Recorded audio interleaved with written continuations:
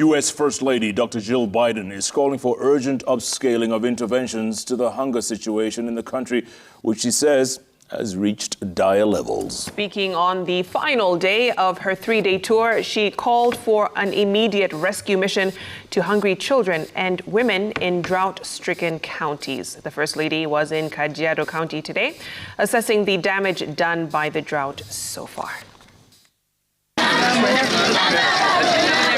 U.S. First Lady Dr. Jill Biden received with song and dance as she arrived in Kajiado County.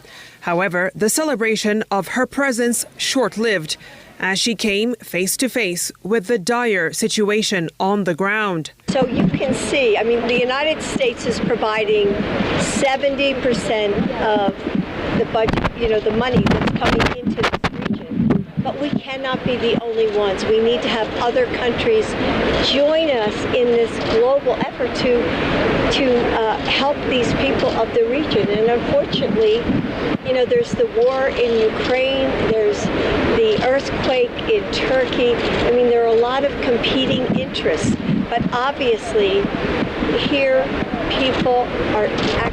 livestock people are starving. The latest projection by the National Drought Management Authority revealed that the number of Kenyans affected by drought was to hit 6 million by last month.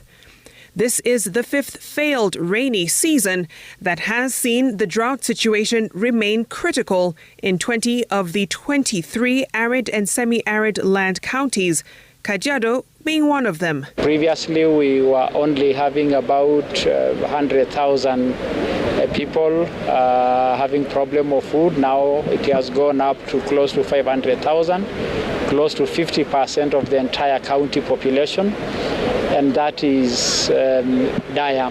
The First Lady, who was accompanied by U.S. Ambassador to Kenya, Meg Whitman, met with several country directors of international humanitarian organizations from USAID to the World Food Program and World Vision, who enumerated the various interventions taken by their organizations. So our plans over the next 6 months are to double, almost nearly 1 million people will be reached with the second phase of Lisha Jamii. And this time we will provide a hybrid in most places of cash and food. This is an emergency that is just as pressing, that is just as deep, that is just as biting.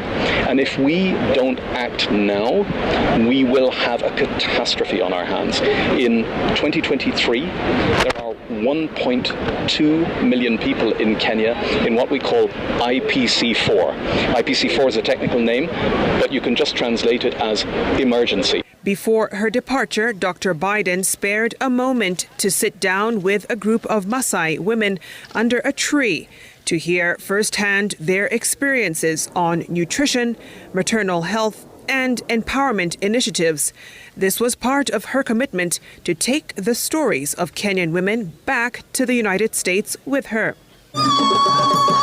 The U.S. First Lady was given a fitting send-off by President William Ruto, First Lady Rachel Ruto, and Deputy President Rigathi Gachagua as she left for the U.S. this evening, wrapping up her three-day tour of the country.